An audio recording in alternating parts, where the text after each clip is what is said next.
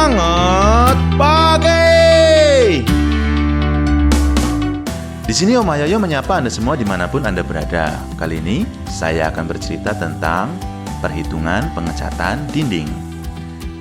Pertanyaan yang sering muncul adalah, berapa kebutuhan material cat per meter persegi? Kemudian, berapa sih harga borongannya? Lalu, sebenarnya per hari itu dapat berapa meter? Kita mulai dari kebutuhan material cat per 1 meter persegi. Untuk kebutuhan pengecatan dinding itu memerlukan material seperti pelamir, kemudian cat dasar, lalu kemudian cat penutup. Sekarang kita mulai dari pelamir. Apa sih fungsinya pelamir itu? Jadi, pelamir itu berfungsi untuk meratakan bagian dinding yang tidak rata. Selain itu, pelamir bisa juga untuk menutup retak-retak rambut yang biasa muncul pada dinding. Selanjutnya ada material namanya cat dasar. Cat dasar ini berbeda dengan pelamir. Untuk cat dasar itu fungsinya untuk menutup pori-pori dinding. Selain itu, cat dasar juga berfungsi untuk sebagai penahan kandungan alkali yang terdapat dalam semen agar tidak langsung mengenai ke cat penutupnya. Karena kandungan alkali dalam semen itu sifatnya merusak cat penutup. Makanya kalian pasti pernah mendengar istilah alkali sealer untuk cat dasar. Nah, untuk alkali sealer ini ada beragam sekali mereknya. Nah, jika Anda penasaran dengan alkali sealer itu mereknya apa saja, Anda bisa browsing atau datang ke toko bangunan terdekat. Lalu kemudian fungsi dari cat dasar yang lainnya adalah untuk memaksimalkan warna dari cat penutupnya. Atau bahasa lainnya itu membuat warna cat penutupnya itu menjadi lebih ngejreng, lebih cemerlang, atau warnanya lebih menyala. Lalu penggunaan cat dasar ini juga berfungsi untuk menjadikan hasil dari cat penutup yang Anda pakai nantinya akan lebih awet. Nah, itu tadi bedanya antara pelamir dengan cat dasar. Kemudian selanjutnya adalah cat penutup. Untuk cat penutup ini ada banyak sekali warna pilihan. Kemudian juga mereknya sangat beragam. Semua itu terserah Anda saja. Oke, kita lanjutkan ke materialnya. Pelamir. Pelamir itu membutuhkan 0,1 kg per meter persegi. Kemudian, cat dasar itu memerlukan 0,1 kg per 1 meter persegi. Kemudian, cat penutup itu 0,26 kg per 1 meter persegi. Sekarang kita lanjutkan ke cara perhitungannya. Misalnya, contoh, ada luas dinding yang akan dicat adalah 100 meter persegi. Berarti kebutuhan pelamirnya itu sebesar 10 kg. Kemudian kebutuhan cat dasarnya sebesar 10 kg. Kemudian kebutuhan cat penutupnya itu sebesar 26 kg. Nah, untuk tahu luas dinding itu 100 meter persegi itu dari mana? Caranya, rumus luas dinding yang akan dicat itu adalah panjang dindingnya berapa, kemudian dikali tinggi dindingnya berapa.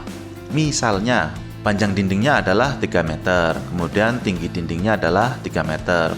Maka luasnya adalah 3 kali 3 sama dengan 9 meter persegi. Tapi jika di dinding tersebut ada pintu atau ada jendela, itu menjadi pengurang dari luasan yang akan dicat. Caranya adalah dengan mengurangi luasan dinding tadi dengan luasan pintu atau jendela tersebut. Nah, kalau misalnya dinding tersebut tidak ada pintu dan jendelanya, alias dinding saja, ya sudah, berarti tidak ada pengurangan apa-apa. Kalau contoh tadi, 3 kali 3 berarti tetap 9 meter persegi. Oke, kita kembali ke perhitungan kebutuhan catnya.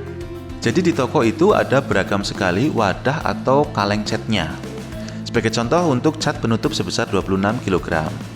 Kalau di toko itu ada beragam sekali, kita contohkan yang 5 kiloan.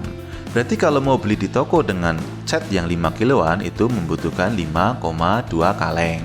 Tapi perlu dicatat ya, di toko itu nggak bisa koma-komaan, harus bulat, ya, misalkan 5 kaleng. Kemudian ada juga cat yang ukurannya 20 kiloan.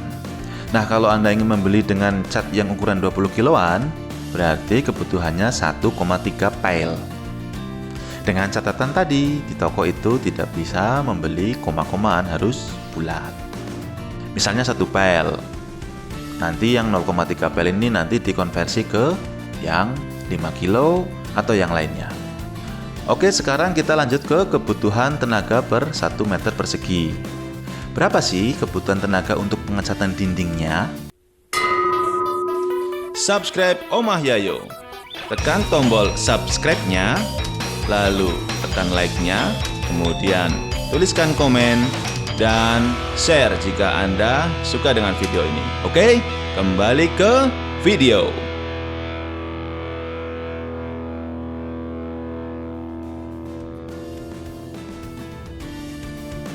Untuk kebutuhan tenaga per 1 meter persegi itu ada mandor, ada kepala tukang, kemudian ada tukang, kemudian helper.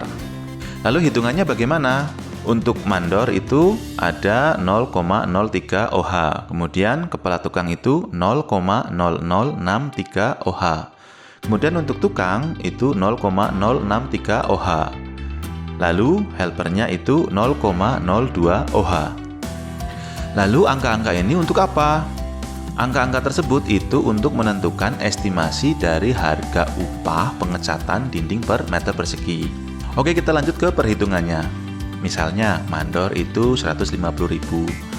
Tapi ini tergantung di daerah Anda masing-masing ya. Kemudian kepala tukang itu 140.000, kemudian tukang itu 130.000 misalnya. Kemudian helper misalnya 100.000. Nah, angka-angka tadi itu tinggal dikalikan dengan harga harian dari mandor, kepala tukang, dan helper. Kemudian setelah dikali, totalnya semua dijumlah. Dan untuk contoh perhitungan harga upah di sini itu totalnya 11.552. Itu untuk estimasi biaya jika dikerjakan sendiri ya. Tetapi jika Anda tidak ingin repot, Anda bisa memanggil jasa pemborong. Nah, kalau memakai jasa pemborong itu berarti ditambahkan fee pemborong. Kalau di sini contohnya itu ditambah 12%, berarti menjadi 12.905. Nah, kenapa kok harus ditambahkan 12%? Ya, namanya pemborong itu kan berarti pengawasan pekerjaan itu dari pemborong. Kemudian mereka juga ada administrasinya.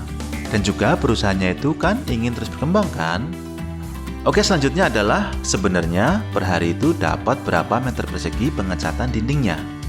Nah, dari rumus di atas berarti satu tukang bisa mengerjakan pengecatan dinding seluas 15,87 meter persegi per hari.